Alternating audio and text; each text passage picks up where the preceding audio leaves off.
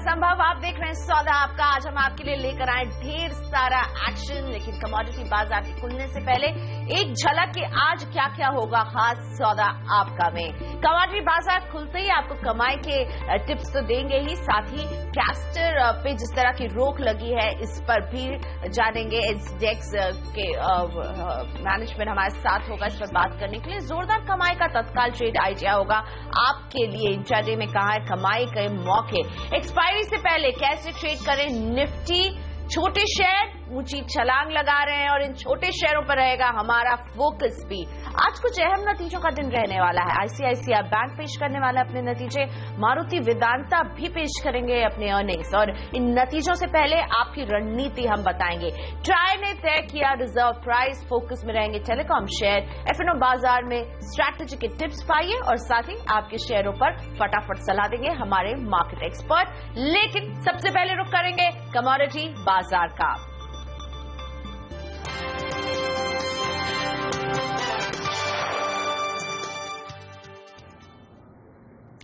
Agree commodity में देश का सबसे बड़ा कमोडिटी एक्सचेंज एनसीएक्स ने कैस्टर वायदा पर रोक लगा दिया है। कल के भाव पर आज कैस्टर वायदा का सेटलमेंट किया जाएगा। एक्सचेंज के इस फैसले से मार्केट बेहद पैनिक में आ गया है। एक्सचेंज की दलील है कि वायदा में गड़बड़ी की आशंका से उसे ये कदम उठाना पड़ा था। आखिर क्या गड़बड़ी की आशंका थी और आगे कैस्टर फ्यूचर का भविष्य क्या होगा, इस पर बात करते हैं। मेरे साथ जुड़ रहे हैं इंडेक्स के एमडी और सीईओ समीर शाह। समीर जी नमस्ते, स्वागत है आपका। सबसे पहले तो आप एक क्लैरिटी लाइए इस पूरे मामले में। एकाएक रात को आखिर 8 बजे क्या होता है कि एक्सचेंज को कैस्टर वायदा बंद करने का ऐलान करना पड़ता है। एक क्लैरिटी चाहिए, आप बताइए।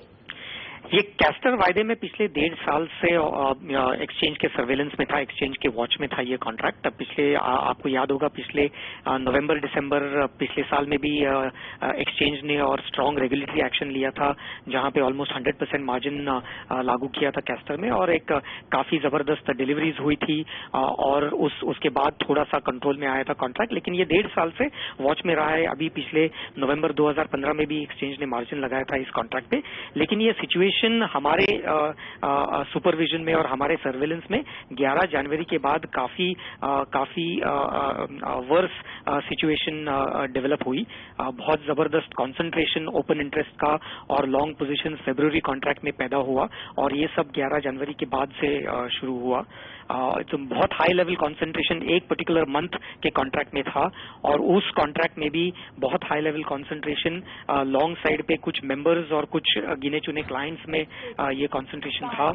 प्राइसेस 20% से ऊपर गिर चुके थे ऑलरेडी जनवरी से, और काफी मार्केट इक्विलिब्रियम पे और मार्केट इंटेग्रिटी में काफी स्ट्रेन हमको नोटिस में आया, और ये मार्केट इक्विलिब्रियम और मार्केट इंटेग्रिटी को प्रोटेक्ट करने के लिए हमको ये एक्सट्रीम स्टेप उठाना पड़ा, मार्केट इंटेग्रिटी और मार्केट इक्विलिब्रियम को प्रोटेक्ट करने के लिए। आप खुद कह रहे हैं कि पिछले 1.5-2 साल से इस तरह के वायदे में गड़बड़ी की आशंका जताई जा रही थी, आपके पास कंप्लेंट्स पहुंच रहे थे, कई बार किसानों और कारोबारियों ने भी शिकायत की थी। ऐसा नहीं लग रहा कि एक्सचेंज पूरे मामले को दबा रहा था और अब काफी देर बाद इस पर कदम उठ रहा है? देर नहीं हो गई है? नहीं, ऐसी बात नहीं है। हमने आप अगर ट्रैक रखोगे तो पिछले 1.5 साल से काफी सारी एक्शन इस कमोडिटी में हुई है। रेगुलेटरी एक्शन हुई है, मार्जिन की एक्शन हुई है, बहुत सारे एक्शन इस कॉन्ट्रैक्ट में पिछले 1.5 साल से 3-4 ओकेजन पे ये हुआ है। तो इसमें बहुत सारी एक्शन हुई है, और ये कॉन्स्टेंटली सुपरविजन में था, सर्वेलेंस के अंडर था, और इस मोमेंट पे एक सर्टेन स्टेज पे पहुंच चुका था जहां पे इसके आगे अगर हम इसकी ट्रेडिंग परमिट करते थे तो मार्केट इंटेग्रिटी और मार्केट इक्विलिब्रियम काफी बुरी तरह से डैमेज हो सकता था, और काफी स्मॉल इन्वेस्टर्स को नुकसान हो सकता था, और ये प्रिवेंट करने के लिए हमको ये एक्सट्रीम स्टेप लेना पड़ा। यानी आपने एक पॉइंट तक आने का वेट किया, उसके बाद ये कदम उठाया। लेकिन एक क्लैरिटी और मिस्टर शाह जो नहीं मिल रही है कि क्या ये सेबी का आदेश था कि इस पर रोक लगाया जाए, या सिर्फ एनसीडेक्स का ये कदम है कि इसको सस्पेंड कर दिया गया है? क्योंकि कल सेबी के एक्सचेंजों के साथ भी एक अहम बैठक थी, माफ कीजिएगा। ये एक्सचेंज का डिसीजन था। एक्सचेंज के बायलॉज के अंडर एक्सचेंज की जो रेलेवेंट अथॉरिटी है उनको ये पावर्स है with in the bylaws of the exchange कि अगर इस तरह की कोई सिचुएशन पैदा होती है और एक्सचेंज को ऐसा रिस्क नजर में आता है तो एक्सचेंज ये इस तरह के स्टेप्स ले सकता है। तो ये एक्सचेंज का डिसीजन था कंप्लीटली। ये एक्सचेंज का डिसीजन है, सेबी का ये फैसला नहीं है। ये आप बिल्कुल क्लैरिटी ला रहे हैं इस मामले पर, क्योंकि यहाँ हमें अभी तक समझ में नहीं आता कि ये एक्सचेंज ने फैसला लिया, ये सेबी का आदेश है। तो एक्सचेंज का फैसला है मिस्टर शाह? यस। ओके। और इसके बाद मेरा अगला सवाल, 2 महीने में हमने 48% दाम को गिरते हुए देखा है, वो तो ग्वार का भी इसी तरह गिरा है। इसे अगर छोड़ दिया जाए तो ऐसा आपने क्या देखा कि कैस्टर वायदा पर इस तरह का कदम उठाना पड़ा है? कैस्टर वायदे में बहुत यूनिक से सिचुएशंस थे, जैसे मैंने अभी 2 मिनट पहले भी बताए। ये उसके बहुत सारे पहलू थे। एक तो प्राइस फॉल था, concentration of open interest February contract में था। उस कंसंट्रेशन, बहुत हाई कंसंट्रेशन फरवरी कॉन्ट्रैक्ट में था। With in that high concentration जो लॉन्ग साइड कंसंट्रेशन था, वो एक गिने चुने मेंबर्स और गिने चुने क्लाइंट्स में जो हाई कंसंट्रेशन था। कुछ मेंबर्स ने पिछले 3-4 दिनों में हमसे उनके मार्क टू मार्केट ऑब्लिगेशंस नहीं मीट हो पाएंगे, ऐसे हमको इंडिकेशन दिया था। तो एक स्ट्रांग मार्केट इक्विलिब्रियम और मार्केट इंटेग्रिटी को एक रिस्क पहुंचने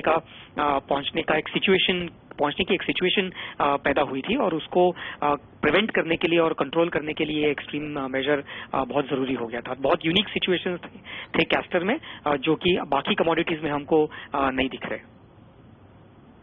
समीर जी, लेकिन इस सिचुएशन में पहुंचा कैसे कैस्टर? क्योंकि एक्सचेंज का दावा रहता है कि वो बहुत ही ट्रांसपेरेंट तरीके से काम कर रहा है, फिर इस तरह की सिचुएशन कैसे खड़ी हो गई? आप इसका पूरा मॉडस ऑपरेंडी कैसे देख रहे हैं? इस सिचुएशन की जो साइंस हमको दिखी, वो हमको सेकेंड वीक ऑफ जनवरी के बाद से हमको ये साइंस दिखनी शुरू हुई, और ये पिछले 3 दिनों में और भी ज्यादा हमको उसकी साइंस दिखी। तो ये साइंस मेनली हमको स्टैगर्ड, जब जनवरी कॉन्ट्रैक्ट का स्टैगर्ड डिलीवरी पीरियड शुरू हुआ 11 जनवरी को, उसके बाद से ये कॉन्सेंट्रेशन शुरू हुआ। 90,000 टन का एक ओपन इंटरेस्ट फरवरी कॉन्ट्रैक्ट में रोल ओवर हुआ उस दिन, एक दिन में, और उसके बाद से हमको ये साइंस स्ट्रांगली दिख रही थी। और ये पिछले 3 दिनों से, मंडे से 25 जनवरी से एक एक्सट्रीम लेवल तक पहुंच गई थी, और उसके कारण हमको ये स्टेप्स लेनी पड़ी। और इसके बाद आगे की राह कैसी रहेगी? फिर से आप कैस्टर वायदा को रीलॉन्च करेंगे, और अगर कर रहे हैं रीलॉन्च तो कोई टाइम फ्रेम दे सकते हैं आप? नहीं, अभी फिलहाल तो टाइम फ्रेम नहीं दे सकते। अभी फिलहाल तो हमने सस्पेंड किया है ये फ्यूचर सब कॉन्ट्रैक्ट्स में, और इसमें अभी हम लोग इसकी पूरी इन्वेस्टिगेशन करेंगे कि ये सिचुएशन किस तरह से पैदा हुई और इसको किस तरह से हैंडल किया जा सकता है आगे जाके। और जब ये क्लैरिटी पूरी हमारे पास रहेगी, तभी उसको आगे जाके हम लोग नए कॉन्ट्रैक्ट्स लॉन्च करने की सोचेंगे। ओके, लॉन्च करेंगे, लेकिन वक्त लगेगा। जो आप कह रहे हैं इन्वेस्टिगेशन होगी, जो जांच होगी, अगर कोई दोषी पाया जाता है तो किस तरह की कार्रवाई हो सकती है? क्योंकि इससे एक्सचेंज को तो भारी नुकसान होने जा रहा है, ये साफ दिख रहा है हम सभी को अभी। बिल्कुल, इसकी कार्रवाई तो जो दोष दिखेगा उस हिसाब से कार्रवाई होगी। फिलहाल तो इन्वेस्टिगेशन शुरू होगी, और उस हिसाब से जो दिखेगा उस बेसिस पे एक्शन होगी। शुक्रिया मिस्टर शाह से बात करने के लिए। तो कैस्टर के फ्यूचर ट्रेड में कुछ गड़बड़ियां दिखी है, इससे लेकर इसके फ्यूचर ट्रेड को अभी रद्द कर दिया गया है, और एनसीडेक्स के एमडी और सीईओ समीर शाह हमारे साथ थे। उनका कहना है ये सेबी का कोई आदेश नहीं था, एनसीडेक्स ने खुद इस फ्यूचर ट्रेड को सस्पेंड किया है। अब जांच चलेगी, और फिर जांच में जो कुछ निकल कर आता है उस हिसाब से दोषियों पर एक्शन लिया जाएगा। पर फिलहाल अभी कोई टाइम फ्रेम तय नहीं है कि कब दोबारा कैस्टर को लॉन्च किया जाएगा, इसके ट्रेड को। और आज कमोडिटी बाजार में क्या करें, इस पर लेते हैं राय अपने कमोडिटी बाजार के एक्सपर्ट्स के साथ। एसएनसी कॉमट्रेड की वंदना भारती और Steven.com के दीपेन शाह मेरे साथ जुड़ चुके हैं। तो चलिए शुरुआत करते हैं लेडीज फर्स्ट। वंदना, आपसे, आज आप कमोडिटी बाजार में कहां एक्शन देख रही हैं? प्रियंका, जिस तरीके से मार्केट में थोड़ी सी नर्वसनेस है, और आज यूएस में डेटा है वो भी थोड़ा सा निगेटिव आने की उम्मीद है। यूएस जीडीपी डेटा भी शेड्यूल है इस वीक में, और वो भी थोड़ा निगेटिव आने की उम्मीद है। तो एक लग रहा है कि फिर से सेफ हेवन बाइंग की तरफ मार्केट जो है वो बैक आ रहा है, और गोल्ड में एक बाइंग देखने को मिला, और लगातार 4 हफ्तों से हम देख रहे हैं कि बाइंग जो है वो कंटिन्यू हो रही है। और जिस तरीके से घरेलू बाजार में रुपी जो है वो डेप्रिशिएट हो रहा है, 68 के ऊपर ट्रेड कर रहा है, मुझे लग रहा है इसका एक फायदा मिल सकता है घरेलू बाजार में सोने को, और ये ऊपर की तरफ ट्रेड कर सकता है। तो मुझे लग रहा है कि आज के बाजार में भी बाय करके चलना चाहिए, और करीब 27,000 मुझे लग रहा है कि प्राइसेस जो है वो आ सकते हैं। तो 27,000 के टारगेट के लिए यहाँ पे बाय करना चाहिए, और जो स्टॉप लॉस होगा वो 26,675 का होगा। साथ ही में कच्चे तेल में क्या रणनीति रखें आज? अब आपको जिस तरह के इंटरनेशनल ट्रिगर दिख रहे हैं, रशिया कह रहा है कि वो ओपेक की मदद करने वाला है, ओवर सप्लाई की स्थिति बनी हुई है, ऐसे में क्रूड में आज क्या ट्रेड, कैसे आप देख रही हैं इसको? क्रूड में काफी पावरफुल पॉलिटिकल कमोडिटी है ये वर्ल्ड की, और जब स्टेटमेंट्स आते हैं, चाहे वो ओपेक हो या नॉन ओपेक हो, तो उसका इम्पैक्ट उस पर आता है। जून में मीटिंग शेड्यूल है ओपेक की, लेकिन उन्होंने ये कहा है कि अगर फर्दर कॉल आता है तो हम इमरजेंसी मीटिंग जो है वो बुलाएंगे और वहां पे हम प्रोडक्शन कट का डिसीजन जो है वो हम ले सकते हैं। धीरे धीरे इनमें कंसेंसस बन रहा है, जो कि पहले बिल्कुल ही नहीं था प्रोडक्शन कट को लेके, और रशिया ने भी यहाँ पे सपोर्ट किया क्योंकि वहाँ की इकोनॉमी जो है वो हालात बिगड़ते जा रहे हैं और करेंसी भी है वो भी डेप्रिशिएट होती जा रही है, मल्टी ईयर लो पे है। तो मुझे लग रहा है कि जिस तरीके से बार बार स्टेटमेंट आते हैं कि प्रोडक्शन कट हो सकता है, उसका एक टाइमली एक बेनिफिट जो है वो क्रूड ऑयल को मिल रहा है। लेकिन जो मेजर जो फैक्टर्स हैं, सप्लाई सिचुएशन है, वो ओवर सप्लाई सिचुएशन अभी बना हुआ है। तो मुझे लग रहा है कि आज के मार्केट में थोड़ा सा फॉल यहाँ पे आ सकता है और 2100 तक का जो लेवल है वो यहाँ पे हमें देखने को मिल सकता है। तो क्रूड ऑयल फिलहाल मुझे लग रहा है कि 2000 से 2250 तक का जो रेंज है, इस रेंज में ही मूव करेगी फिलहाल कुछ दिनों के लिए। Dipen, good morning. आपसे एग्री कमोडिटीज में आपके पिक समझना चाहूंगी, आपकी नजर कहाँ है आज सर? जी गुड मॉर्निंग। सबसे पहले शो पे बुलाने के लिए आपका धन्यवाद। देखिए, एग्री कमोडिटीज में हमने काफी गिरावट जीरा में आते हुए देखी है, तो ट्रेडिंग पर्पजेस के लिए आप जीरा को बाई कर सकते हैं 13,300 के आसपास। 12,900 का स्टिक स्टॉप लॉस होगा एंड ऑन दी अपसाइड आपको 14,000 13,800 के लेवल्स देखने मिलेंगे। और हमने सीपीओ में भी काफी अच्छा अपसाइड देखा है, कल एक ब्रेकआउट भी आते हुए देखा है, तो सीपीओ को भी आप बाइंग करके चल सकते हैं। 427 का स्टिक स्टॉप लॉस लगाइए एंड ऑन दी अपसाइड आपको 437, 438 के टारगेट्स देखने मिल सकते हैं। शुक्रिया आप दोनों का ही। दीपेन शाह और वंदना भारती मेरे साथ थे, धन्यवाद हमारे साथ जुड़ने के लिए। दिन भर हम आपसे ताजा अपडेट लेते रहेंगे, कमोडिटी बाजार जैसे जैसे आगे बढ़ेगा। लेकिन फिलहाल सौदा आपका में वक्त है ब्रेक का। आगे हम हाजिर रहेंगे जोरदार कमाई का तत्काल ट्रेड आइडिया लेकर, और एक्शन वाले शेयरों पर समित चौहान की लेंगे राय, आपको क्या करना चाहिए। और स्मॉल कैप में दिख रहा है ढेर सारा एक्शन, कहां है एक्शन बताएंगे आशीष वर्मा।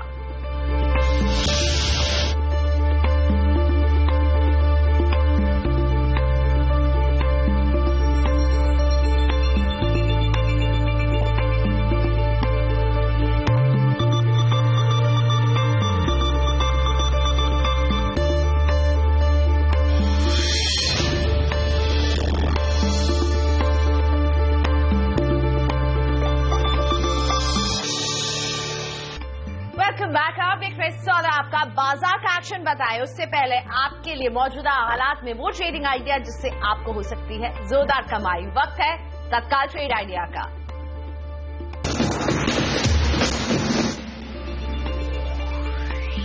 और आज का तत्काल ट्रेड आइडिया दे रहे हैं Krunal Daima, managing director first step capital के। इनका कहना है आप खरीदिए बायोकॉन को, 489 का स्टॉप लॉस, इसका ख्याल जरूर रखें।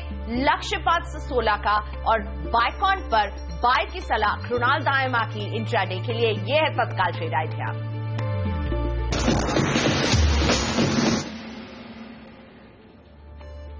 तो सेंसेक्स और निफ्टी में दबाव जो है हावी होती हुई दिख रही है। सेंसेक्स लाल निशान पर आ गया है, 30 अंकों की इसमें हम गिरावट देख रहे हैं। निफ्टी में भी 8 अंकों की गिरावट के साथ कारोबार हो रहा है। मिड कैप भी 20 अंकों की गिरावट के साथ है। बैंक निफ्टी में ज्यादा गिरावट, 65 अंकों का दबाव यहां दिख रहा है। एडवांस डिक्लाइन रेशियो भी फिलहाल एडवांसेस की तरफ है, लेकिन फासला बहुत कम है। 736 शेयर हैं जो बढ़ने वाले हैं, 626 शेयर हैं जहां पर दबाव दिख रहा है। मेरे साथ है एंजल ब्रोकिंग के टेक्निकल एनालिस्ट समित चौहान। समित, गुड मॉर्निंग। एक्सपायरी का दिन है और हम निफ्टी में दबाव देख रहे हैं, आज आप क्या करने की सलाह देंगे?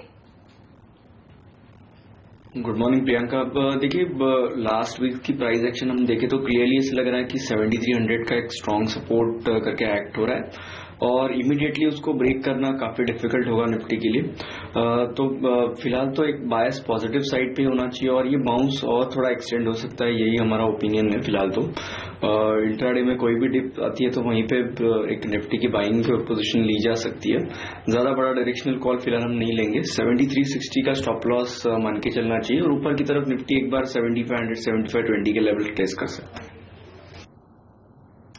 अब मेरे साथ जुड़ रहे हैं आशीष वर्मा, और आशीष लेकर आए कुछ स्मॉल कैप शेयरों की पिक जिनमें आज दिख रहा है तगड़ा action. Ashish, over to you, कहां दिख रहा है स्मॉल कैप शेयरों में हलचल आपको? देखिए, बाजारों की तर्ज पे स्मॉल कैप इंडेक्स आपकी स्क्रीन पर आएगा, एकदम फ्लैटिश रुझान के साथ कामकाज, और लकीली इस समय तो एटलीस्ट हर निशान के साथ वहां पे ट्रेड हो रहा है। जहां तक स्टॉक स्पेसिफिक एक्शन की बात है, बहुत नोटवर्दी मूवर्स या बहुत उछाल गिरावट देखने को मिल रही है ऐसा नहीं है, पर फिर भी वो स्टॉक्स ढूंढ के लाया हूं जहां पे एक्शन स्ट्रांग है। एक तो लक्ष्मी प्रेसिडेंट स्क्रूज, कल भी मैंने हाईलाइट करा था 10% के अपर सर्किट पे था, आज फिर 10% के अपर सर्किट पे है। कल ये खबर थी कि वो अपने जेवी में स्टेक बेचेगा, अपना हिस्सा 40 करोड़ रुपए में बेचेगा, और जब डील अनाउंस हुई थी तो इस कंपनी का ही मार्केट कैप 50 करोड़ रुपए का था, इसीलिए मोमेंटम है। डायनाकॉन्स टेक्नोलॉजी आज नई एंट्री है, 10% के अपर सर्किट पे ये काउंटर लॉक्ड आपको नजर आएगा। इसके अलावा जो नोटवर्दी मूवर्स हैं, यानी कि जाने माने नाम जो अच्छी एक्शन दिखा रहे हैं, उसमें नेल्को है 6-7% का मूव, तानला सॉल्यूशंस ऑलमोस्ट 10% के आसपास का मूव आता हुआ, स्टोर वन रिटेल हालांकि ऊपरी सौ से कुछ ठंडा पड़ा है लेकिन अभी भी 6% के आसपास की बढ़त देखने को मिल रही है। कई सारे स्टॉक्स 5% के अपर सर्किट पर है, लेकिन ये वो 3 स्टॉक्स हैं जो न सिर्फ आज बल्कि पिछले कुछ दिनों से लगातार 5% के अपर सर्किट पे कामकाज करते हुए। कल भी मैंने हाईलाइट करा था इनके फंडामेंटल्स थोड़े से शेकी ग्राउंड्स पे हो सकते हैं, दिक्कतें हो सकती है, लेकिन स्टॉक मोमेंटम में एचडी एल्यूमिनियम, इनस्विफ्ट लैब्स और मेटलिस्ट फोर्जिंग, इनके अलावा भी कई सारे स्टॉक्स हैं जो 5% के अपर सर्किट पे लॉक्ड है। उनमें से कुछ जाने माने नाम मैं सामने लेकर आया हूं। मुक्ता आर्ट्स जो आज 5% के अपर सर्किट पे सुबह लॉक था, अब वो लेवल से खुलता हुआ और इनफैक्ट लाल निशान में स्लिप होता हुआ। ब्रुक्स लैब्स और डिग जैम अभी भी 5% के सर्किट के आसपास डिग जैम कंटिन्यू होता हुआ आपको नजर आएगा। इनके अलावा कई सारे स्टॉक्स में तगड़ा झटका लगता हुआ, जिनमें से आरएस सॉफ्टवेयर 7-8% का दबाव है। वीजा स्टील एक समय 5-5.5% की कमजोरी दिखा रहा था, अब वो खुलता हुआ वहां से। मंगलम टिम्बर्स में हम देख रहे हैं 6-7% के आसपास की कमजोरी आज के कारोबारी सत्र में। रिजल्ट सीजन जोरों पर है, कई सारे स्मॉल कैप्स फोकस में नतीजों के चलते। मिर्जा इंटरनेशनल बेहद कमजोर नंबर्स आए हैं, 7% की पिटाई। सागर सीमेंट्स हालांकि numbers on the face of it positive है, लेकिन स्टॉक 2.5% का दबाव दिखाता हुआ।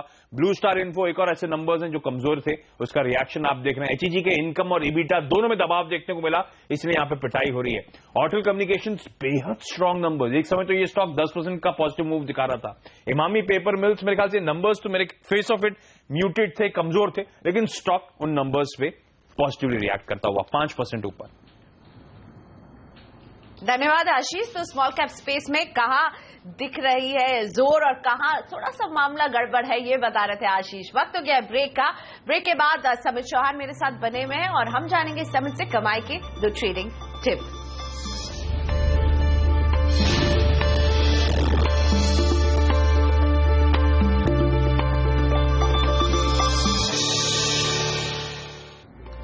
Welcome back. आप देख रहे हैं सदा आपका।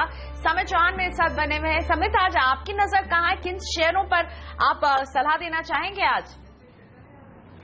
देखिए, पहला तो पीक होगा वेदांता लिमिटेड, जिसमें बाइंग की सलाह होगी। हालांकि हमने लास्ट कुछ महीनों में इसमें अच्छा खासा एक करेक्शन देखा हुआ है, बट अभी हम फिलहाल दिख रहे हैं 62-60 के आसपास इसको एक मंथली सपोर्ट है।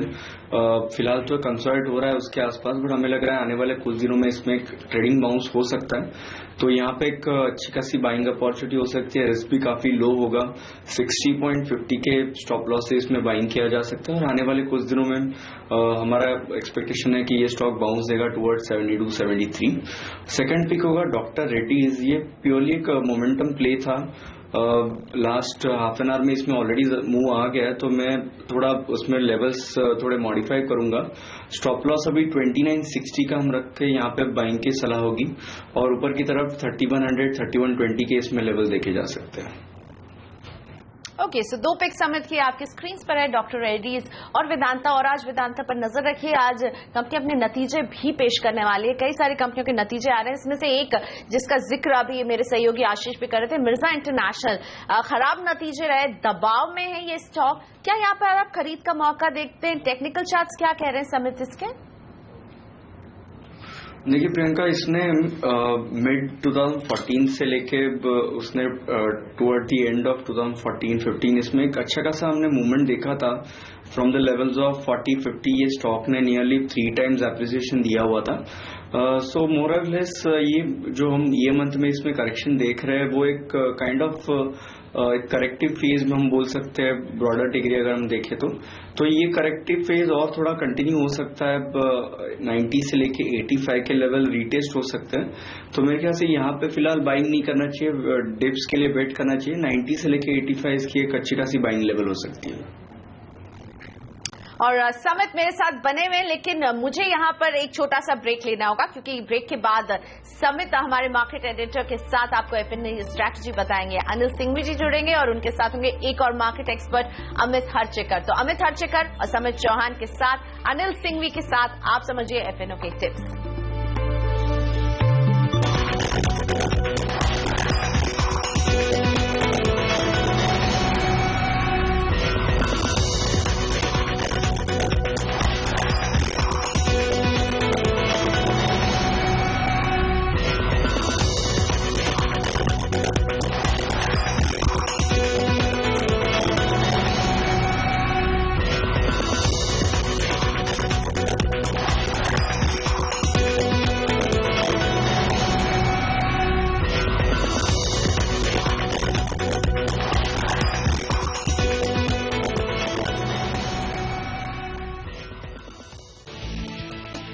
एक्सपायरी के दिन बाजार में सुस्ती, बैंक, टेलीकॉम और मेटल शेयरों पर दिखा दबाव, मिड कैप इंडेक्स लाल निशान में। जनवरी सीरीज की एक्सपायरी आज सीएनबीसी आवाज पोल के मुताबिक 7,450 से 7,500 की रेंज में हो सकती है एक्सपायरी।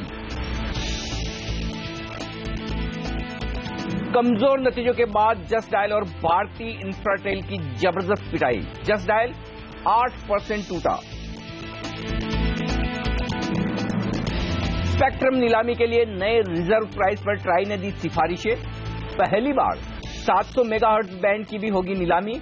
इंडस्ट्री ऊंचे रिजर्व प्राइस से नाराज। आज आएंगे आईसीआईसीआई बैंक, मारुति, भारती और वेदांता के तिमाही नतीजे। टाइटन, डाबर, एचसीसी के नतीजे पर रहेगी नजर।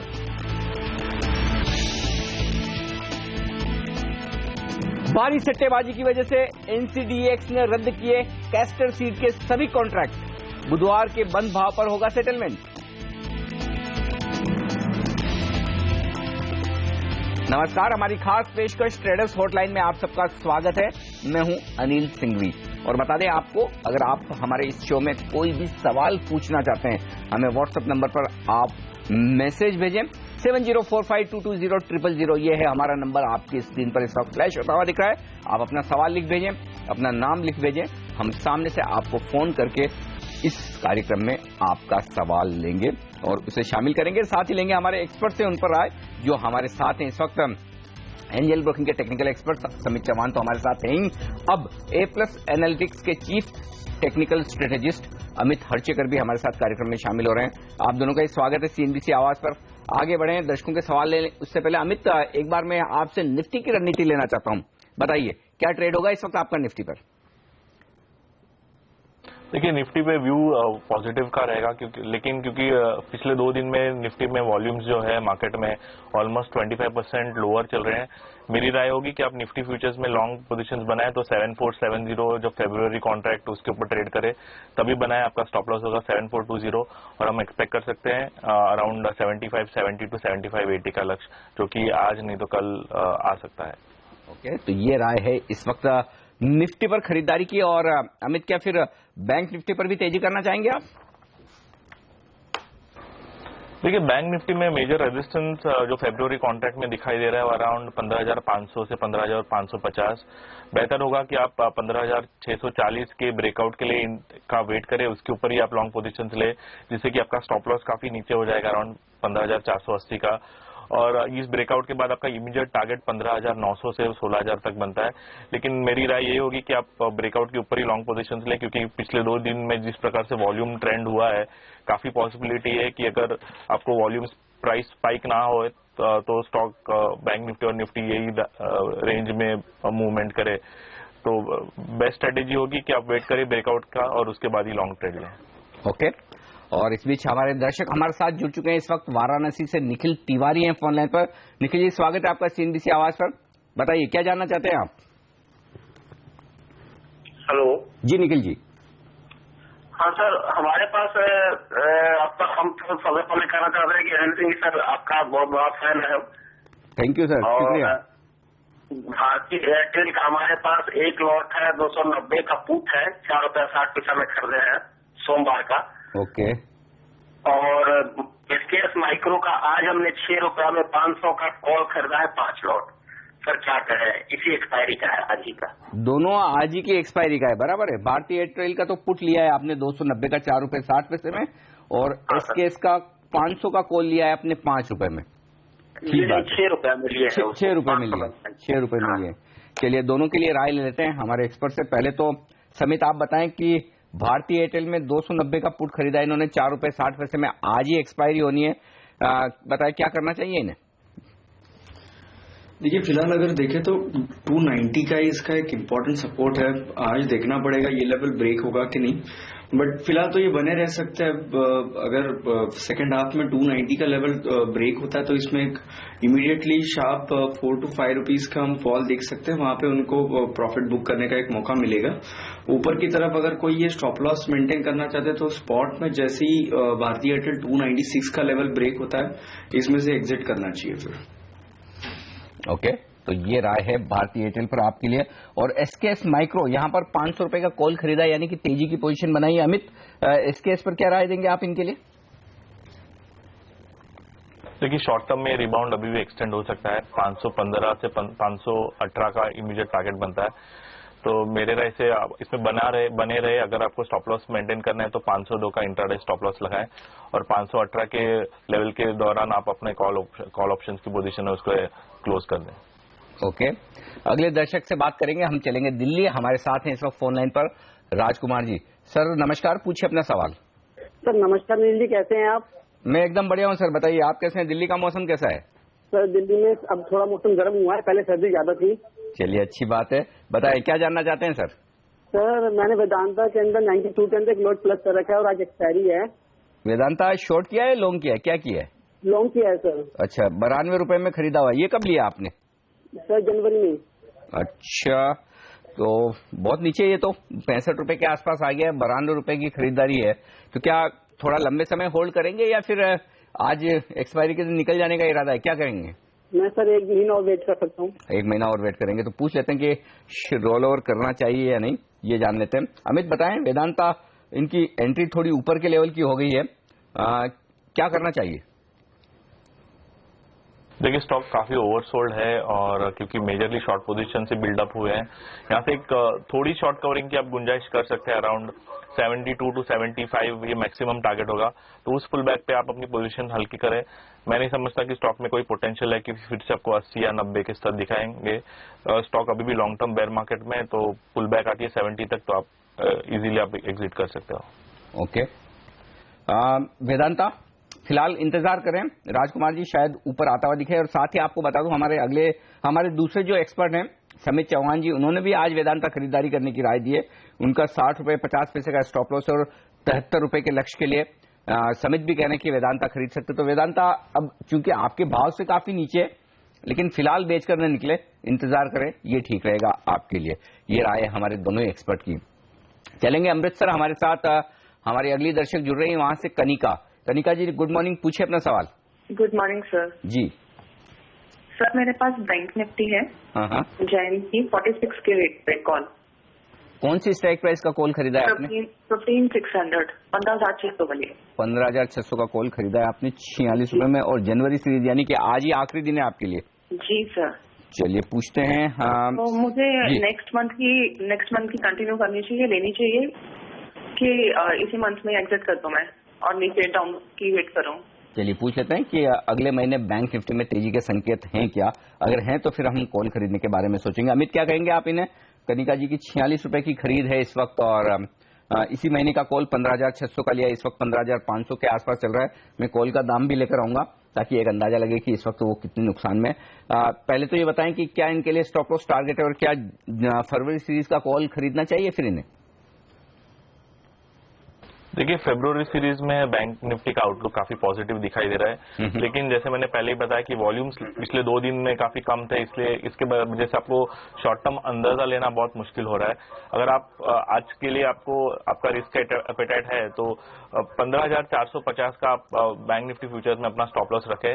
अगर ये मोमेंटम जारी रहता है जो अभी दिख रहा है आधे घंटे से, तो आपको ये ब्रेकआउट के भी संकेत 15,640 के ऊपर दिखाई देगा। तो 15,450 का टाइट स्टॉप लॉस रखें, अगर वो टूटता है तो आप अपना कॉल पोजीशंस एग्जिट कर लिए।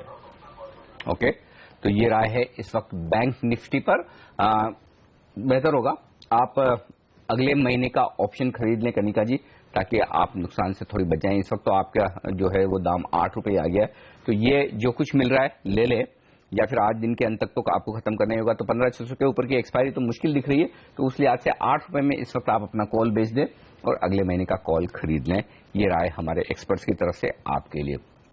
अगले दर्शक हमारे साथ हैं इस वक्त भोपाल से राजेश आप्टे। राजेश जी गुड मॉर्निंग, क्या ट्रेड लिया है सर, आप क्या जानना चाहते हैं? गुड मॉर्निंग सर, मैंने SBI का लिया है कॉल ऑप्शन 220 के शेयर पे, 220 का वैल्यू है, 1.5 रुपए के इस पे खरीदा है मैंने। इसी महीने का है? नहीं, फरवरी का है। फरवरी महीने का, अच्छा। तो फरवरी महीने में आपको बड़ी उम्मीद है SBI से कि ऊपर जाएगा, ऐसा लग रहा है? ऊपर जाएगा सर, क्योंकि बजट भी आने वाला है, तो जी चलिए अच्छी बात है। थोड़ा सा कुछ हाँ, उम्मीद करें कि जाना ही चाहिए। अगर 220 का कॉल 1.5 रुपए में, तो रिस्क तो आपकी काफी कम है, आपने सोच समझ के लिया है। अगर 205 भी आ गया तो इसमें दाम अच्छा बढ़ सकता है। तो अब चलिए, वैसे देखिए अमित तो बुलिश है ही, उन्होंने तो कही है कि तेजी करनी चाहिए। एक राय फिर मैं इस वक्त समित से ले लूं। समित, आपकी क्या राय है? SBI का 220 का कॉल फरवरी महीने का 1.5 रुपए में लिया है, पैसा बनेगा इसमें? और फिर SBI के लिए स्टॉप लॉस टारगेट बता दें इन्हें। देखिए नीचे लास्ट वीक जब SBI अराउंड 175 176 आया था, हमने एक 3 महीने का टेक्निकल कॉल दिया हुआ है ऑलरेडी हमारे इन्वेस्टर्स को। एक टारगेट हमारा 215 का है, बट वो अभी इमीडिएटली फरवरी मंथ में आएगा कि नहीं वो बोलना काफी डिफिकल्ट है। बट ये एक है कि 180 से लेके 170 काफी अच्छा सपोर्ट जोन है SBI के लिए, और इमीडिएटली ये 170 के नीचे जाना मुश्किल लग रहा है SBI के लिए। बाउंस यहाँ से ड्यू है इमीडिएटली। अगर हम देखें तो 195 का एक मेजर हर्डल है SBI के लिए। जैसे ये लेवल ब्रेक होता है, यस इसमें एक अच्छा खासा मोमेंटम देख सकता है, 200 के बियॉन्ड ये आ सकता है। मे बी अगर ये फर्स्ट हाफ ऑफ फरवरी अगर ये डेवलपमेंट्स हुई, पॉजिटिव डेवलपमेंट, तो इनको अच्छा खासा मुनाफा मिल सकता है। बट अगर ये टाइम लगा तो मे बी इमीडिएटली ये 215 220 का लेवल फरवरी में आना डिफिकल्ट हो जाएगा। सो मेरे ख्याल से उनको फर्स्ट देखना पड़ेगा फर्स्ट हाफ में 195 का लेवल SBI क्रॉस कर पाता है या नहीं। अगर ये कर पाता तो डेफिनेटली इसमें बने रहिए। उनके 210 215 के तो एटलीस्ट SBI में एक अच्छा खासा पुल बैक आ सकता है वो केस में, तो उनका कॉल का एप्रिसिएशन भी तभी अच्छा खासा हो सकता है उसमें। ओके, तो ये राय है आपके लिए इस वक्त SBI के लिए। चलिए ब्रेक में जाने से पहले हम आपको बता दें कि टीम लीज के चेयरमैन मनीष सबरवाल का मानना है कि पुराने पड़ चुके लेबर कानूनों को बदलने की जरूरत है। उन्होंने ये बात CNBC आवाज के प्रधान संपादक संजय पुगलिया से खास मुलाकात में कही। टीम लीज अपना IPO लाने वाली है जो 2 फरवरी को खुलेगा। IPO को घोषणा करने के मौके पर मनीष सबरवाल ने कहा है कि लेबर कानूनों में बदलाव का अधिकार राज्य सरकार को दिया जाना चाहिए। आप कह रहे हैं कि लेबर में बहुत सारे रिफॉर्म हुए जो बरसों में नहीं हुए, लेकिन अभी भी हम देखते हैं कि एक बहुत बड़ा पेंडिंग एजेंडा बाकी है। तो क्या क्या और करने की जरूरत आपको इमीडिएट कॉन्टेक्स्ट में दिखती है? खास करके क्या आप सोचते हैं कि ये जो बजट है उनमें से कई चीजों को एड्रेस करेगा? देखिए, हायर एंड फायर बहुत कंट्रोवर्शियल सब्जेक्ट है, एंड सब लोग लेबर रिफॉर्म को एक चीज में इक्वेट कर देते हैं कि हमको हायर और फायर दो। देखिए, जो शादी बिना डिवोर्स की है, जैसे हमारा लेबर कॉन्ट्रैक्ट आज है, वो कभी कभी तो चेंज करना पड़ेगा। लेकिन पॉलिटिकल इकोनॉमी को सोचते हुए हायर फायर को थोड़ी बाद में करते हैं। अभी हमारा अप्रेंटिसशिप रजीम चेंज हुआ है, हमारा प्रोविडेंट फंड रजीम बहुत बकवास है। 100 मिलियन अकाउंट है, सिर्फ 50 मिलियन सबसे वर्ल्ड का सबसे most expensive government securities mutual fund है। हमारा ESI रजीम जो हमारा हेल्थ इंश्योरेंस रजीम है, उसका क्लेम्स रेशियो सिर्फ 48% है। इंडिया में कोई हेल्थ इंश्योरेंस प्रोग्राम नहीं है जिसका क्लेम्स रेशियो 95% से कम हो। अभी आप देखिए, तो मैं ये सोचता हूं कि लेबर रिफॉर्म सबसे तेजी पे जाएंगे जब हम चीफ मिनिस्टर्स को ये दे दें। और टीम लीज के चेयरमैन मनीष सबरवाल से ये खास मुलाकात आप देखिए आज शाम 5 बजे सिर्फ CNBC आवाज पर।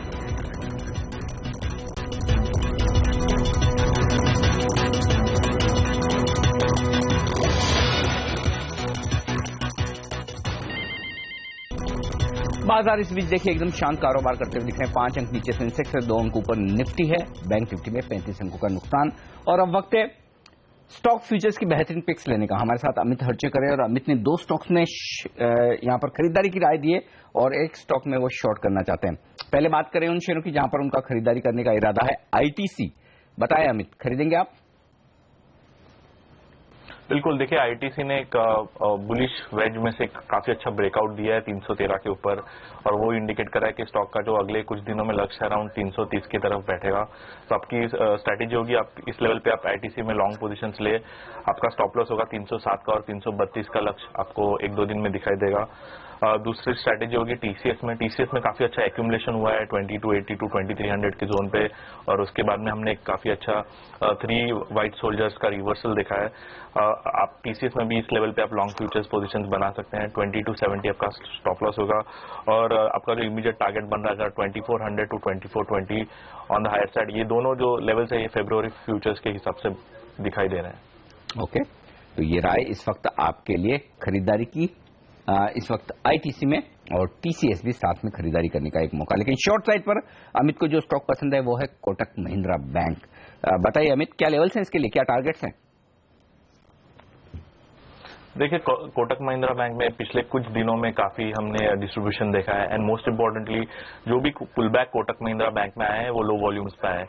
इसका मतलब स्टॉक में अभी भी 5 to 6% की गिरावट आ सकती है, क्योंकि इसमें राइजिंग वेज से हमने एक रिवर्सल देखा है। स्ट्रेटेजी आपकी ये होगी कि आप 695 के फेब्रुअरी फ्यूचर्स के स्टॉप लॉस से आप इसमें शॉर्ट पोजिशन बनाएं। आपका लक्ष्य होगा अराउंड 620 से 630 on the lower side. Okay, तो ये राय कोटक महिंद्रा बैंक पर शॉर्ट साइड पर। तो लॉन्ग करना चाहें तो आईटीसी और टीसीएस जैसे दिग्गज डिफेंसिव शेयर खरीदे, शॉर्ट करना चाहें तो high beta private banks, Kotak Mahindra Bank में मंदी करने का इरादा अमित की राय। लेकिन चलते हैं कर्नाटक कारवार, ये है जगह जहां से अनंत कुमार साहब हमारे साथ हैं इस वक्त फोन लाइन पर। सर गुड मॉर्निंग, क्या मैंने आपके शेयर का नाम सही बोला है, कारवार? लगता है उनसे हमारा संपर्क टूट चुका है। चलिए कोई बात नहीं, अगले दर्शक और हैं हमारे साथ लखनऊ से, समीर साहब हैं इस वक्त फोन लाइन पर। समीर जी गुड मॉर्निंग, पूछे सर अपना सवाल। गुड मॉर्निंग, एक्चुअली मेरा एक सवाल है रिगार्डिंग IRB इंफ्रा। हाँ जी, 230 का पुट लिया है, उसके बारे में मुझे बताइए। सर मैंने 1.2 रुपीज का लिया हुआ है जनवरी। अच्छा जनवरी का लिया है, इसी महीने का मतलब आपका, आज आखिरी दिन है। IRB का पुट 1 रुपए 20 पैसे में लिया है, 230 की स्ट्राइक प्राइस का, और 235 चल रहा है, तो यानी कि ये तो अभी नुकसान में 35 पैसे का ही दाम बचा है। समित बताएं इनके लिए क्या राय होगी, 35 पैसा जो मिल रहा है वो ले लें या फिर आपको लगता है 230 के नीचे एक्सपायरी होने की संभावना दिखती है क्या IRB इंफ्रा में आज? देखिए अगर मैं फिलहाल इसकी प्राइस एक्शन देखूं तो ऐसा कुछ इंडिकेशन नहीं है, बट यू नेवर नो, कभी एक्सपायरी दिन पे ऐसे वाइल्ड मूवमेंट्स आती है, और 35 पैसे की रिस्क है तो मेरे ख्याल से वो रिस्क अभी लेना चाहिए। अगर हम डायरेक्शनली देखें तो इसको 240 का एक स्ट्रॉन्ग रेजिस्टेंस है, तो उसके आसपास ही ट्रेड कर रहे हैं। सो मेरे ख्याल से 35 पैसे का रिस्क है तो बने रहना चाहिए। देखिए अगर इंट्राडे में अगर ये स्टॉक 232 का लेवल ब्रेक होता है तो इसमें 230 के नीचे स्लिप होने के चांसेस बढ़ जाएंगे। ओके, ये राय है इस वक्त आपके लिए IRB में। अगले दर्शक से बात करते हैं, इंदौर से हमारे साथ हैं इस वक्त फोन लाइन पर राकेश। राकेश जी नमस्कार, आवाज पहुंची सर आप तक? लगता है राकेश जी से भी हमारा संपर्क नहीं हो रहा है। लेकिन एक छोटा सा ब्रेक, और ब्रेक के बाद लौटेंगे कुछ और दर्शकों के सवाल और साथ ही ऑप्शंस की रणनीति आपके लिए इस ब्रेक के बाद।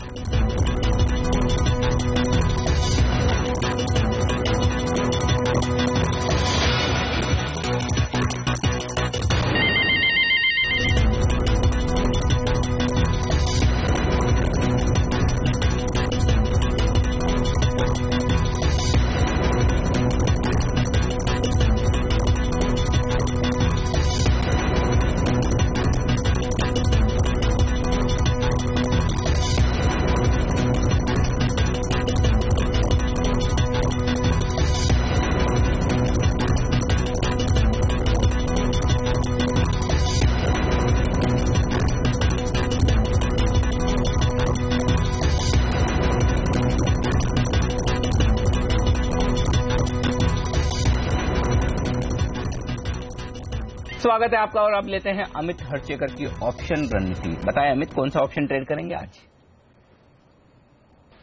देखिए, मैं सिंपल बुल स्प्रेड की स्ट्रेटेजी सजेस्ट करूंगा, जिसमें आप 7600 का कॉल बाय करें और साइमल्टेनियसली 7700 का कॉल सेल करें। इस स्ट्रेटेजी में आपका जो नेट प्रीमियम होगा अराउंड 32 रुपीज का आप चार्ज होगा। इस प्रीमियम में भी आप 10 रुपए का स्टॉप लॉस लगाएं और हम उम्मीद कर सकते हैं 70 का इसमें लक्ष्य आए, क्योंकि निफ्टी में bullish side by side black lines का पैटर्न बना है।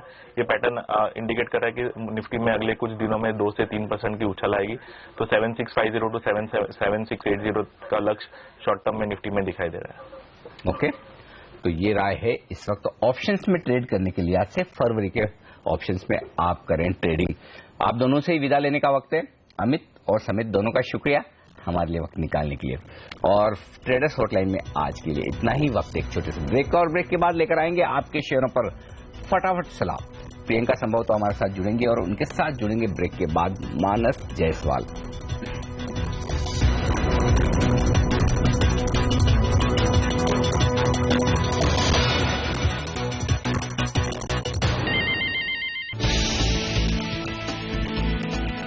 एक्सपायरी के दिन बाजार में सुस्ती, बैंक, टेलीकॉम और मेटल शेयरों पर दिखा दबाव। मिड कैप इंडेक्स लाल निशान में। जनवरी सीरीज के एक्सपायरी आज सीएनबीसी पोल के मुताबिक 7450 से 7500 के बीच हो सकती है एक्सपायरी। खराब नतीजों के बाद जस्ट डायल और भारतीय इंफ्रास्ट्रक्चर की जबरदस्त पिटाई। जस्ट डायल 8% तक टूटा। स्पेक्ट्रम नीलामी के नए रिजर्व प्राइस पर ट्राई ने दी सिफारिशें। पहली बार 700 मेगाहर्ट्ज बैंड की भी होगी नीलामी। इंडस्ट्री ऊंचे रिजर्व प्राइस से नाराज। आज आएंगे आईसीआईसीआई बैंक, मारुति, भारती और वेदांता के तिमाही नतीजे। टाइटन, डाबर, एचसीसी के नतीजे भी आज।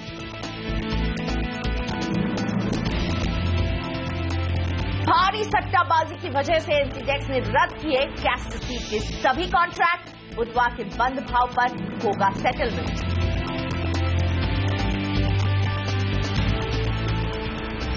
बाजार में बहुत ही वॉलेटाइल ट्रेडिंग सेशन हम देख रहे हैं। सेंसेक्स अभी लाल निशान पर है, दबाव के साथ कारोबार कर रहा है। हालांकि सुबह जितना बड़ा दबाव दिखा था उससे अब थोड़ा सा बेटर होते हुए, लेकिन निफ्टी में अब 2 अंकों की बढ़त है, मामूली बढ़त, बहुत ही फ्लैट कारोबार। मिड कैप में भी फ्लैट सा ही सेशन नजर आ रहा है। बैंक निफ्टी में 40 अंकों की गिरावट देखने को मिल रही है। एडवांस डिक्लाइन रेशियो अभी एडवांसेस की तरफ जरूर है। 806 शेयर है जो बढ़ रहे हैं, 609 शेयर जिनमें दबाव दिख रहा है, लेकिन ये फासला बेहद कम है। बहुत ही वॉलेटाइल ट्रेडिंग सेशन है और आज जनवरी सीरीज की एक्सपायरी भी है। शेयरों पर सलाह देने के लिए मेरे साथ जुड़ चुके हैं manasjaiswal.com के मानस जायसवाल। गुड मॉर्निंग मानस, आज एक्सपायरी का दिन है, निफ्टी में आप क्या करने की सलाह देंगे? बहुत ही फ्लैट दिख रहा है अभी तक का कारोबार। देखिए, इम्पोर्टेंट ये है कि निफ्टी पिछले 2-3 दिनों से 7500 के लेवल्स को ब्रेक नहीं कर पा रहा और पहले भी ये मानना था कि 74, 75, 7500 एक स्ट्रांग रेजिस्टेंस है निफ्टी के लिए। हालांकि आज की एक्सपायरी को देख के ऐसा लगता है कि अगर 7500 के लेवल्स ब्रेक नहीं होते और निफ्टी 7440 के नीचे ही ट्रेड करता रहता है, तब वहां पर दबाव आ सकता है। पॉसिबल है कि उस केस में थोड़ी गिरावट हमें देखने को मिले। हो सकता है कि निफ्टी 73, 75 तक के लेवल्स को टेस्ट करे। तो मेरी राय में पहली चीज तो ये जो रेंज चल रही है 7500 और 7400 की, ये एक ट्रेडिंग जोन नहीं है। मैं समझता हूं कि ये इस जोन में आपको निफ्टी में ट्रेड करने से अवॉइड करना चाहिए। आपको लॉन्ग 7500 के ऊपर ही करने हैं और शॉर्ट 73, 75 के नीचे करने हैं। इसलिए मेरी राय में निफ्टी में ट्रेड करने से बेहतर है कि आप स्टॉक से ट्रेड करें। और स्टॉक स्पेसिफिक सवाल भी आप जोड़ते हैं मानस आपके सामने। मुंबई से मेरे साथ सौरभ गौतम जुड़ रहे अपने सवाल के साथ। सौरभ नमस्ते, बताइए कौन से शेयर हैं आपके पास? हेलो, मेरे पास बाल फार्मा है 100 shares at the rate of 58 और लुपिन है 50 shares at the rate of 1701। Okay, आपको बाल फार्मा में बहुत अच्छा मुनाफा हो रहा है अपने इन 100 शेयरों में। पर शेयर इन्हें करीब 41 रुपए का मुनाफा हो रहा है, लेकिन ल्यूपिन में दबाव है। मानस, बाल फार्मा और ल्यूपिन ये दोनों टेक्निकल चार्ट्स पर आपको कैसे दिखते हैं? क्या करने की सलाह है? देखिए, बाल फार्मा की जहां तक बात है, करीब करीब 60 रुपए का करेक्शन हम पिछले दिनों देख चुके हैं। स्टॉक अपने 100 दिनों के मूविंग एवरेज के आसपास ट्रेड कर रहा है। 200 दिनों का मूविंग एवरेज करीब करीब आई थिंक 90 रुपीज के आसपास है। तो मेरी राय में तो इस गिरावट को देखते हुए बने रहना चाहिए, क्योंकि जो लॉन्ग टर्म चार्ट्स है वो केवल एक करेक्शन दर्शा रहे हैं और लोअर लेवल्स पे 100 रुपए से लेकर 90 रुपए तक काफी स्ट्रॉन्ग सपोर्ट दिखा रहे हैं। तो मेरी राय में 90 रुपए के नीचे स्टॉप लॉस रखें, बने रहे स्टॉक में। एक बार स्टॉक 110 के ऊपर निकलेगा तो मैं समझता हूँ वापस 150 और 160 के लेवल्स देखने को मिलेंगे बाल फार्मा में। हालांकि जहां तक लुपिन की बात है, लुपिन में गिरावट कंटिन्यूसली देखी आ रही है। Lower top lower bottoms clearly देखे जा रहे हैं। 200 दिनों के मूविंग एवरेज के नीचे स्टॉक फिसल गया है। अगर हम एक लास्ट होप की बात करें लुपिन के साथ, तो वो करीब करीब 1600 रुपए के स्तर है। अगर स्टॉक 1600 रुपए के नीचे जाएगा तो मैं समझता हूं वहां से 250 से 300 रुपए का क्रैक आना चाहिए लुपिन में। कॉशियस रहना चाहिए, अपने स्टॉप लॉसेस 1600 रुपए के नीचे लगाने चाहिए। और अपसाइड की बात करिए, जब 1800 के ऊपर स्टॉक निकलेगा तब आप ये मान सकते हैं कि शायद एक शॉर्ट टर्म बॉटम बन गया और वापस आपको 2000 और 2100 रुपए के लेवल्स देखने को मिलेंगे। दो स्टॉप लॉसेस जिसका ख्याल रखें, बाल फार्मा में 90 का स्टॉप लॉस जरूर इसे रखें और 1600 का स्टॉप लॉस ल्यूपिन में ये सलाह दे रहे थे मानस यहां पर। अगला सवाल नितिन भाई पटेल का हमें आया है व्हाट्सएप के जरिए और आप भी अपने सवाल व्हाट्सएप के जरिए भेज सकते हैं। नितिन भाई पटेल जानना चाहते हैं रिलायंस इंफ्रा में ये क्या करें। 100 शेयर होल्ड करते हैं, 530 रुपए की इनकी खरीद रही है और नुकसान हो रहा है इसमें भारी। मानस क्या करें इस नुकसान में अभी? प्रियंका, देखिए लॉन्ग टर्म चार्ट्स बहुत खराब नहीं लगते हैं। हालांकि ये जरूर है कि 150 रुपए तक का क्रैक हमने पिछले दिनों देखा और वो मार्केट में गिरावट के साथ ही देखने को मिला है। इंपॉर्टेंट ये है कि अब स्टॉक 200 दिनों 100 दिनों के मूविंग एवरेज के आसपास ट्रेड कर रहा है। बहुत सपोर्ट दिखता है 425 के आसपास चार्ट्स पे। मैं समझता हूं कि फिलहाल के लिए बने रहना चाहिए। अपने स्टॉप लॉसेज 424 के आसपास रखने चाहिए। अब अगर स्टॉक एक बार अपना 50 दिनों का मूविंग एवरेज ब्रेक करता है और उसके ऊपर निकलता है जो कि 475 रुपए के आसपास है, तो मैं समझता हूं कि वापस हमें रिकवरी देखने को मिलेगी। 525-550 के स्तर वापस देखने को मिलेंगे। इसलिए फिलहाल के लिए बने रहें और अपना स्टॉप लॉस 424 के नीचे रखें। और अब पुणे से पूनम जुड़ चुकी है मेरे साथ।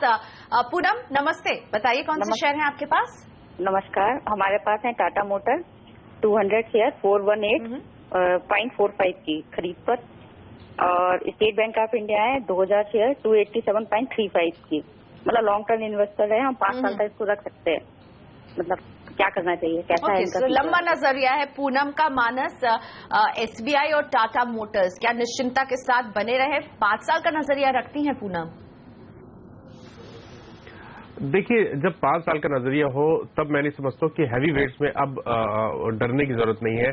जितना करेक्शन था, चाहे वो एसबीआई हो चाहे वो टाटा मोटर्स हो, वो मैं समझता हूँ कि ऑलमोस्ट कंप्लीट हो गया। हो सकता है यहाँ से 5-10% का क्रैक और देखने को मिले अगर मार्केट के साथ, बट मैं समझता हूँ कि अब जब आपका नजरिया 5 साल का हो तब तो बिल्कुल भी नहीं निकलना चाहिए। मैं समझता हूँ बिल्कुल बने रहे, स्पेशली टाटा मोटर्स में जहां स्टॉक ऐसा लगता है कि 290-280 के आसपास बेस बनाए हैं स्टॉक ने और लॉन्ग टर्म के लिए अभी बेहतरीन लगता है। और जहां एसबीआई में ऐसा लगता है कि शायद जो करेक्शन है वो ऑलमोस्ट कंप्लीट हो गया और यहाँ से खोने को बहुत ज्यादा कुछ नहीं है। इसलिए मेरी राय में इनको अगर 5 साल के लिए होल्ड करना है तो दोनों ही स्टॉक में बने रहना चाहिए। तो पूनम सही चॉइस 5 साल के लिए एसबीआई और टाटा मोटर्स बने रहिए। दिल्ली से पारस के सवाल को जोड़ते हैं और पारस ने भी हमारी व्हाट्सएप सुविधा का इस्तेमाल करते हुए अपने सवाल को भेजा है। आप भी व्हाट्सएप के जरिए भेज सकते हैं अपने सवाल, डिटेल्स आपकी स्क्रीन पर आती रहेंगी। और दिल्ली से पारस जानना चाहते हैं जेट एयरवेज में इन्हें क्या करना चाहिए। 100 शेयर ये होल्ड करते हैं, खरीद का भाव 768 रुपए रहा है, 117 रुपए 30 पैसे पर शेयर नुकसान को उठा रहे हैं। मानस, जेट एयरवेज टेक्निकल चार्ट कैसे हैं? देखिए, अगर हम मीडियम टर्म चार्ट्स की बात करें तो जेट एयरवेज के चार्ट्स अच्छे लगते हैं। High top higher bottoms clearly देखे जा रहे हैं। स्टॉक लगातार 50 दिनों के मूविंग एवरेज के आसपास आके सपोर्ट लेता है, तो वहां पर तो तकलीफ नहीं है। मैं समझता हूं कि अगर नजरिया करीब 3 to 6 मंथ्स का है तो बिल्कुल बने रहे। आने वाले टाइम में 780-790 का जो रेजिस्टेंस बना हुआ है शायद वो ब्रेक करके स्टॉक कोशिश करेगा 900 और 920 की रेंज को टेस्ट करने के लिए। तो इसलिए मैं समझता हूं कि अगर 3 to 6 मंथ्स का नजरिया है तो बने रहे। जहां तक बात शॉर्ट टर्म की है और बहुत शॉर्ट टर्म की, अगर 2 to 3 वीक्स का टाइम फ्रेम अगर लेके चल रहे हैं तो मैं समझता हूं कि एक जो रेजिस्टेंस 780-770 के आसपास दिखता है वो शायद अभी और शायद देखने को मिलेगा 1 से 1.5 महीने में वो ब्रेक करना मुश्किल होगा स्टॉक के लिए। इसलिए जब उछाल 725 के लेवल्स देखने को मिले तो वहां पर एक बार एग्जिट करें और वापस 780 रुपए के ऊपर लॉन्ग पोजीशन बनाएं। तो वॉच कीजिए 1 से 1.5 महीने में किस तरह की चाल आपको नजर आती है। गुजरात से रमेश जी अब मेरे साथ जुड़ गए हैं। रमेश जी नमस्ते, बताइए कौन सा शेयर है आपके पास? नमस्ते, टाटा वक्रांगी सॉफ्टवेयर है, वक्रांगी सॉफ्टवेयर जी। 1000 शेयर 160 रुपए की खरीद रही है आपकी रमेश जी, 22 रुपए 20 पैसे का मुनाफा हो रहा है। मानस, क्या इस मुनाफे को बुक किया जाए, इंतजार करें? टेक्निकल चार्ट्स कैसे हैं? देखिए, इंतजार करना मैं समझता हूँ ज्यादा बेहतर आइडिया है, क्योंकि जिस तरह के मूव पिछले 2-3 मंथ में देखे गए हैं वक्रांगी में, ऐसा लगता है कि शायद आने वाले टाइम में 190 का जो एक रेजिस्टेंस है स्टॉक वो ब्रेक करके 220-240 की रेंज में जाने की कोशिश करेगा। इसलिए मेरी राय में बने रहे, टाइम टू टाइम अपना स्टॉप लॉस रिवाइज करें, और अब अपना स्टॉप लॉस रिवाइज करके 166 कर लेना चाहिए, जो कि 50 दिनों का मूविंग एवरेज है। 166 का स्टॉप लॉस, इसका ख्याल रखें, वक्रांगी में होल्ड करें। और अब वक्त हो गया है बोर्ड रूम का। गोदरेज कंज्यूमर के नतीजे पेश किए हुए हैं, इसके मैनेजमेंट से बात करेंगे बोर्ड रूम में।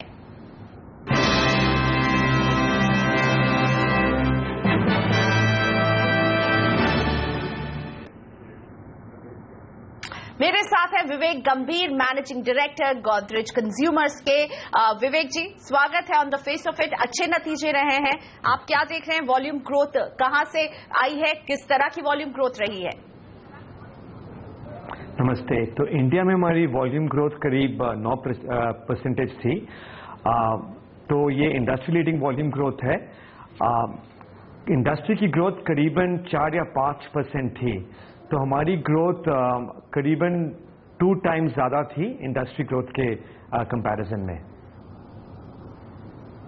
तो बढ़िया नतीजे, ये बढ़िया नतीजों का श्रेय आप किसको देना चाहेंगे? क्या देखा है आपने इस बाजार में इस क्वार्टर में? तो एक तो एनवायरनमेंट डेफिनेटली इंप्रूव कर रहा है। करीब 12 महीने पहले home and personal care sector में ग्रोथ करीबन 1% थी, तो वो 1% ग्रोथ अब 4-5% तक पहुंच गई है, तो उसमें तो ये इंप्रूवमेंट आ रहा है। थोड़ा एनवायरनमेंट में चैलेंजेस अभी भी हैं, क्योंकि क्वार्टर 1 और क्वार्टर 2 ज्यादा स्ट्रांग था, तो हमने क्वार्टर 3 में मॉनसून्स और चेन्नई फ्लड्स की वजह से थोड़ा सॉफ्टनेस देखा है, पर एनवायरनमेंट इंप्रूव कर रहा है। और हमारी स्ट्रैटेजी ये रही है कि हम लोग सारी मेजर ब्रांड्स में बहुत इन्वेस्ट कर रहे हैं। सेकेंड ऑफ ऑल, हमारी इनोवेशन पाइपलाइन बहुत ही रोबस्ट है, काफ़ी नए प्रोडक्ट्स लॉन्च किए हैं। और थर्डली, हमारे डिस्ट्रीब्यूशन में दोनों अर्बन और रूरल में हमने काफ़ी इन्वेस्टमेंट किया है लास्ट 1-2 साल में, उसका फ़ायदा भी हम लोग को मिल रहा है। तो ये जो मार्केटिंग इन्वेस्टमेंट ब्रांड बिल्डिंग पे है, इनोवेशन और डिस्ट्रीब्यूशन की वजह से हमारी वॉल्यूम ग्रोथ काफी स्ट्रांग रही है। मिस्टर गंभीर, स्पेशली मैं सोप और डिटर्जेंट सेगमेंट की बात करना चाहूंगी। इसमें प्रेशर दिखा है, क्या यहाँ आपको भी प्राइस कट का सामना करना पड़ा है? बिल्कुल, सोप सेगमेंट में अभी तक काफी चैलेंजेस हैं, तो हमारी वॉल्यूम ग्रोथ सोप सेगमेंट में करीब 5% थे, पर वैल्यू ग्रोथ करीब 2% थे। तो ये जो -3% था, ये हुआ प्राइस डिफ्लेशन की वजह से और इंक्रीज प्रमोशंस की वजह से। पर क्योंकि पाम ऑयल प्राइसेस काफी गिर गए हैं, तो फोकस रहेगा वॉल्यूम ग्रोथ में। तो प्रॉफिट मार्जिन्स काफी इंप्रूव कर गए हैं सोप में, पर सोप ग्रोथ में अभी तक थोड़े बहुत चैलेंजेस हैं। रूरल एरिया की डिमांड की अगर मैं बात करूं तो वहां एक अपटिक देखने को मिल रहा है, वेजेस जो रिवाइज में है उसका। क्या आप भी इसका सामना कर रहे हैं? रूरल से बेहतर डिमांड आपको मिल रही है? नहीं, अभी तक रूरल में काफी स्ट्रेस है, तो हमारा पोर्टफोलियो 75% अर्बन है, 25% रूरल है। इस वजह से हमारी ग्रोथ भी अच्छी रही, क्योंकि अर्बन में बेटर ग्रोथ थी। अगर हमारे आप पूरे नंबर देखें तो लास्ट क्वार्टर रूरल ग्रोथ 9% थी, अर्बन ग्रोथ 7% थी, पर प्रीवियस क्वार्टर्स में rural growth at least 500 basis points ज्यादा होती थी। पर जनरली पुअर मॉनसून्स की वजह से, फॉलिंग एग्रीकल्चरल कमोडिटीज की वजह से रूरल ग्रोथ में काफी चैलेंजेस हैं। उम्मीद ये है कि जैसे गवर्नमेंट ज्यादा फोकस करेगी रूरल ग्रोथ में, नेक्स्ट ईयर ग्रोथ इंप्रूव करनी चाहिए। बट अभी रूरल में भी काफी चैलेंजेस हैं। यहाँ स्ट्रेस देख रहे हैं, लेकिन एक मेगा लॉन्च हुआ है आपके इस सेगमेंट में, वो है पतंजलि ब्रांड का। इस ब्रांड के आने से क्या आपके प्रॉफिट में असर पड़ेगा? आप इस ब्रांड को कैसे देख रहे हैं अपने इस पूरे कंज्यूमर गुड स्पेस में?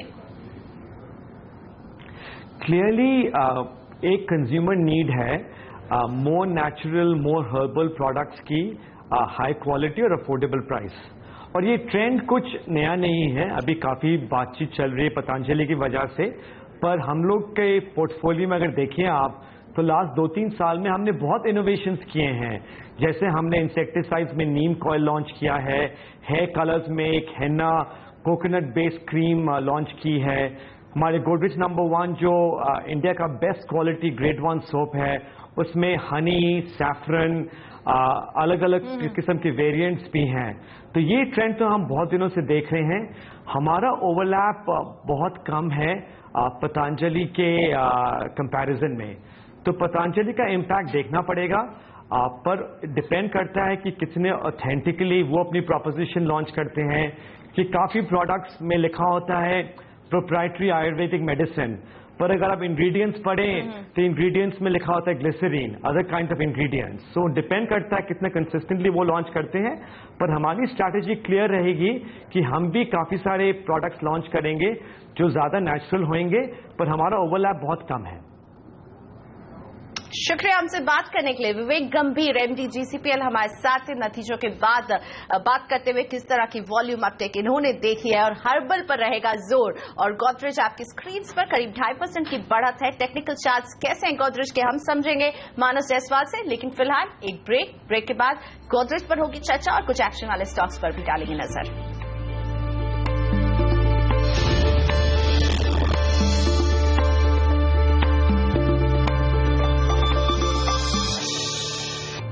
Welcome back. आप देख रहे सौदा आपका।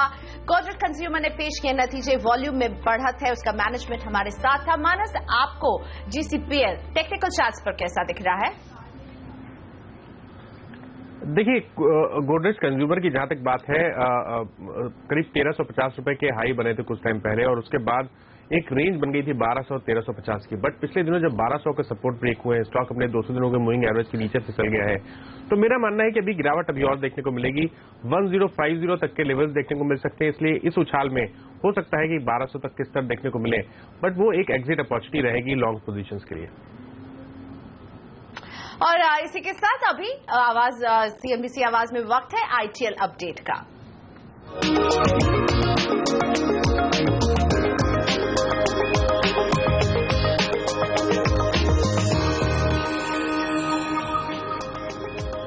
इंडियन ट्रेडिंग लीग के महामुकाबले के स्कोर बोर्ड्स पर नजर डालते हैं। सबसे पहले ट्रेडर्स गौतम मेहता 102% के शानदार रिटर्न के साथ नंबर 1 पर बने हुए हैं, और इसके बाद नजर डालते हैं विमेन लीग में कौन चल रहा है आगे। इंडियन ट्रेडिंग लीग के इस महामुकाबले में विमेन लीग का स्कोर बोर्ड आपके सामने है। पिंकी अग्रवाल मेहता 42% के शानदार रिटर्न के साथ नंबर 1 पर बनी हुई है। यह है इनके वीकली रिटर्न का चार्ट। पिंकी को 42% का रिटर्न मिल रहा है और नंबर 1 के पायदान पर है।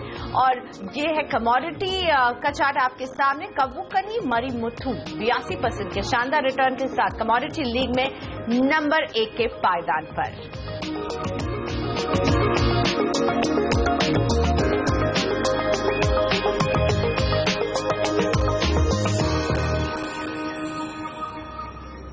वक्त हो गया ब्रेक का, लेकिन अभी हाजिर हो रहे हैं मानस जायसवाल मेरे साथ बने हुए। आपके सवालों को शामिल करेंगे, समझेंगे क्या हो आपकी रणनीति आपके शेयरों में।